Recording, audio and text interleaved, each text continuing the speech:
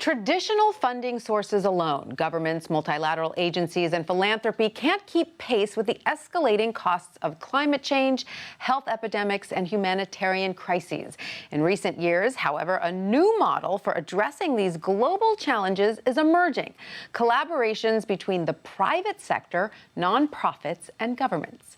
Saadia Madsbjerg is managing director at the Rockefeller Foundation and leads the foundation's work on innovation. She joins us now to discuss these new forces for global good. Saadia, thank you so much for being with us. I'm delighted to be here. Thank you. First, for all of our viewers out there who aren't familiar, tell us what the mission of the Rockefeller Foundation is exactly. So the mission of the foundation has remained the same over the 104 years that we've existed. It is to promote the well-being of humanity, and here as well as abroad. And that is a very sort of large mandate, isn't it? And you focus specifically on innovative financing solutions, is that so right? that's one of the areas where we focus, and I in particular.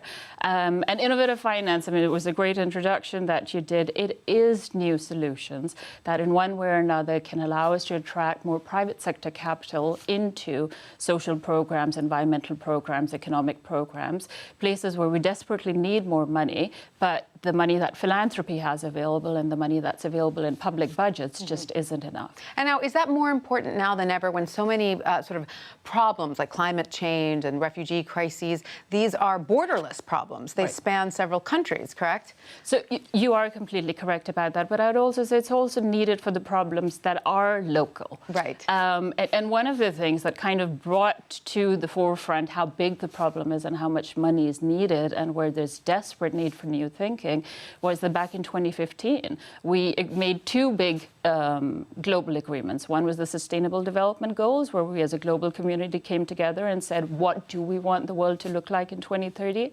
And then there was the Paris Climate Agreement. And if you look at the dollar value that was attached to, what would it take to achieve those goals, it's astronomical.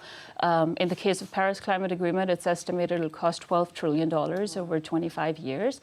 And with the Sustainable Development Goals, it's $5 to $7 trillion annually. And at the Rockefeller Center, you have a portfolio, the Zero Gap, correct? Yes. That has a series of solutions. Let's talk about a few of them specifically. I find BankQ, am I pronouncing that correctly? Yes, you are. So interesting. Can you explain that to us? So BankQ is, right now, it's one of our grantees, and they're focused on a project which leverages technology, blockchain technology, to develop economic identity for people that are displaced. So whether you are displaced within your own country or whether you actually cross border as a refugee, you can imagine that when people leave, they leave with very little because they're desperate times that force them to, leave their own home.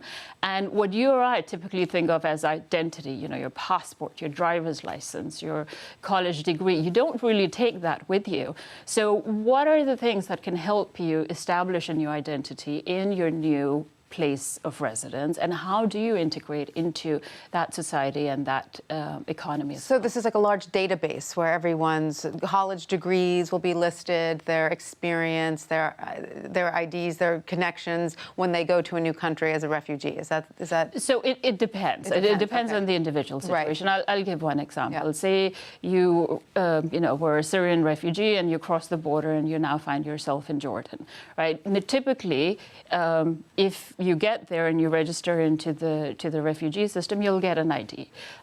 Now, you could take that ID and enter it into the system. Say you left home with your college degree that shows what your skill set is. Yeah. You could enter that into that system. Once you're in the system and you receive a cash transfer from a humanitarian organization, you can enter that amount into the system. You have relatives that live in Europe that send you remittances, you can enter that into the system. And if you look at the entirety of all those pieces of information, it shows what your capacity or your ability is. So if you want to then go to the bank and take a loan, you're not just showing up with one number that was allocated to you. You show that you have a stream of money coming in.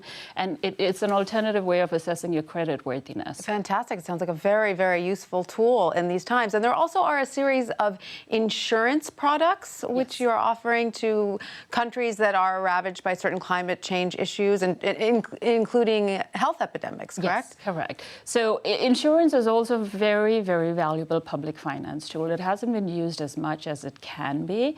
So our thinking is, how do you assess what the risks and vulnerabilities are at a national level, so at the sovereign level, but also, at a regional level or an individual level? And then how can you link insurance in as a mechanism? I'll give you one example, and you mentioned the health space. I mean, it's not too long ago that we saw the devastating impact of Ebola on the countries in West Africa that were most impacted by it, but also just the sheer panic that it created in Europe, it created here in the US as well.